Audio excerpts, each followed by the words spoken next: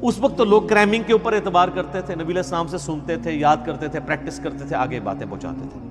اور اس کا آپ کو بہترین نمونہ صحیح مسلم میں ملے گا. بخاری میں آپ کو ان چیزوں کا آئیڈیا نہیں ہوتا کیونکہ بخاری میں احادیث سکیٹرڈ فارم میں ہے. مسلم شریف میں ایک مجلس کی، نبی علیہ السلام کی ایک وقت کی احادیث کے جتنے طرق آئے ہیں نا مختلف چینز سے، وہ آپ کو ایک جگہ ملیں گے. مثلا مسلم کی پہلی حدیث یہی ہے مولا علی علیہ السلام سے، اور بخاری میں بھی موجود ہے کہ نبی علیہ السلام نے فرمایا جس شخص نے میری طرف جھوٹی حدیث منسوب کی وہ اپنا مقام دوزخ میں دیکھ لے. اب یہ حدیث آپ کو سیدنا علی سے ملے گی، سیدنا عبداللہ ابن عباس سے ملے گی، سیدنا ابو ہریرہ سے، سیدنا جابر بن عبداللہ سے، سیدنا انس بن مالک سے، سیدنا مغیرہ ابن شعبہ سے رضی اللہ عنہم اجمعین وعلیہم السلام اجمعین. 7-8 صحابہ سے ایک ہی حدیث ملے گی. اور امام مسلم نے اس کو ایک ترتیب سے نا اس مجلس میں، یہ جو نبی علیہ السلام کا فرمان تھا، ایک ایک صحابی سے وہ لے کے ہیں. تو آپ کو ان کے آپس کے الفاظ میں بھی 19-20 کا فرق نظر آئے گا لیکن مفہوم ایک ہی ہوگا. اسی لیے مسلم شریف کی ترتیب کو کہا جاتا ہے کہ حدیث کی کتابوں میں سب سے بیسٹ جو ترتیب ہے وہ صحیح مسلم کی ہے، کیونکہ آپ کو یہ اندازہ ہو جاتا ہے کہ ایک مجلس میں کوئی چیز سکپ نہیں ہوئی. ایک حدیث کو کئی راوی اور کئی صحابہ کے شاگرد آگے تابعین بیان کر رہے ہوتے ہیں، سارے الفاظ آپ کو ایک جگہ مل جاتے ہیں. لیکن اللہ کا شکر ہے کہ یہ جو پرابلم ہے یہ قرآن حکیم کے کیس میں نہیں ہے. قرآن یہ دو گتوں کے درمیان پوری دنیا کے اندر ایک ہی قرآن ہے اللہ کے فضل سے. سنی ہو، شیعہ ہو، ان کے آف شوٹس ہوں، حنفی، شافعی، مالکی، حنبلی، بریلوی، دیوبندی، اہل حدیث، اثنا عشری میں شیعہ کے اندر اثنا عشری ہوں، زیدیہ ہوں، سب کے سب، ایون آغا خانی ہوں، ان کے پاس بھی یہی قرآن ہے. تو اس حوالے سے قرآن حکیم کو یہ یعنی اعزاز حاصل ہے، بلکہ اس امت کا اعزاز ہے کہ ان کے پاس وہ کتاب ہے جو بالکل اسی طریقے سے محفوظ ہے. اور آج تو بڑا آسان طریقہ ہے، ہمارے پاس وہ نسخے موجود ہیں جو سیدنا عثمان نے لکھوائے تھے اس زمانے میں، من وان وہ نسخے موجود ہیں. اور آج بڑا آسان طریقہ ہے، کاربن ڈیٹنگ اسے کہتے ہیں، جس سے آپ کسی بھی چیز کی لائف فائنڈ کر سکتے ہیں یہ کتنی پرانی ہے. آپ کو پتہ ہے پچھلے دنوں برمنگھم کے میوزیم کے اندر ایک قرآن کا نسخہ ملا تھا، اس میں سورہ طٰہٰ کی اور بعض اور آیات یعنی کچھ ان کو صفحات ملے تھے، بھیڑ کی اس کے اوپر کھال کے اوپر لکھے ہوئے، کچھ ہڈیوں کے شانے پہ جس طرح اس زمانے میں لکھے تھے. تو اس کی کاربن ڈیٹنگ انہوں نے کروائی ہے اور وہ BBC کی رپورٹ ہے، کسی مسلمان نے نہیں بنائی ہے، غیر مسلم ہے. اس میوزیم کا انچارج جو ہے وہ غیر مسلم ہے اور ان کی ویڈیو چڑھی، آپ یوٹیوب پہ جا کے لکھیں اولڈسٹ ورژن آف قرآن. وہ تو ورژن کہتے ہیں، ورژن تو ہے ہی نہیں، قرآن تو ایک ہی ہے. تو وہ آپ کو مل جائے گا، اس کی کاربن ڈیٹنگ کرائی ہے، وہ سیدنا عثمان کے زمانے کا قرآن ہے اور کوئی فرق نہیں ہے الحمدللہ. اور اللہ نے ایسی حفاظت لی ہے. قرآن حکیم کا ایک نسخہ جو حضرت عثمان تلاوت کر رہے تھے اور اس نسخے کے اوپر ان کے خون کے قطرے گرے تھے جب ان کو شہید کیا گیا، اور وہ بھی کمال آیات ہیں سورہ البقرہ کی، فَسَيَكْفِيكَهُمُ اللَّهُ، ان کے مقابلے پر اللہ تجھے کافی ہے. ان آیات کے اوپر سیدنا عثمان کا خون گرا تھا. وہ آج بھی خون کا دھبا اور وہ نسخہ محفوظ ہے. توپ کاپی میوزیم ٹرکی کے اندر ایک اسی طرح کا نسخہ جو حضرت عثمان نے لکھوایا تھا وہ رشیا کے میوزیم میں ہے.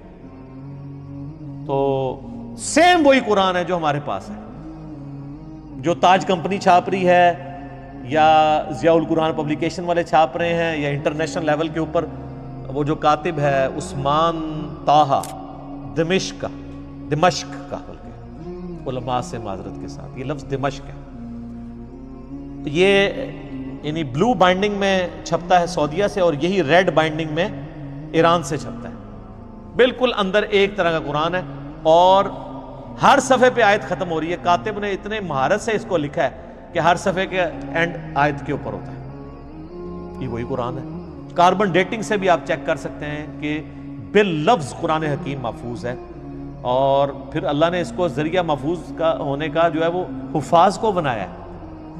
آپ نے کبھی قرآن حکیم کے اینڈ پہ دیکھا ہے اس کی تصدیق کون کرتا ہے؟ 3-4 حفاظ کا لکھا ہوتا ہے ہم نے اس قرآن کو لفظ بہ لفظ پڑھا ہے، اس میں کوئی غلطی نہیں ہے. تو حافظ کہاں سے پڑھ رہے ہوتے ہیں؟ نیت سے. قرآن اللہ تعالیٰ نے عملی تواتر سے حفاظ کے ذریعے محفوظ کیا ہے. اس وقت دنیا میں لاکھوں میں نہیں ملینز میں لوگ موجود ہیں جن کو یہ کتاب ازبر ہے. کتنا بڑا معجزہ ہے. آپ انڈونیشیا کا مسلمان اٹھائیں، افریقہ کا مسلمان اٹھائیں، رشیا کا مسلمان اٹھائیں، سب کانٹیننٹ کا مسلمان اٹھائیں، کہیں سے شروع کریں، آدھی آیت پڑھیں، اس سے اگلی وہ دوسرا پڑھے گا، ہو ہی نہیں سکتا کوئی اختلاف آ جائے. اور اتنا یہ محکم سسٹم ہے کہ غلطی کر ہی نہیں سکتا. امام کعبہ بھی اگر اپنی تلاوت میں بھولتا ہے نا تو پیچھے سینکڑوں لوگ لقمہ دے دیتے ہیں. وَيَوْمَ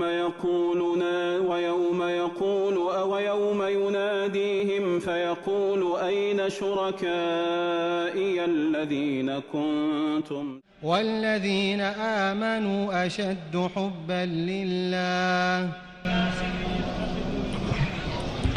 وَمِنَ النَّاسِ. اور سر یہ بھی دیکھیں قرآن کا، اس وقت کسی کا احترام نہیں ہوتا کہ آگے کون کھڑا ہوا ہے. قرآن میں اگر کوئی ذرا سی بھی ڈنڈی بات نماز کے اندر لقمہ مل جاتا ہے. یہ قرآن کی اتنی بڑی حفاظت ہے.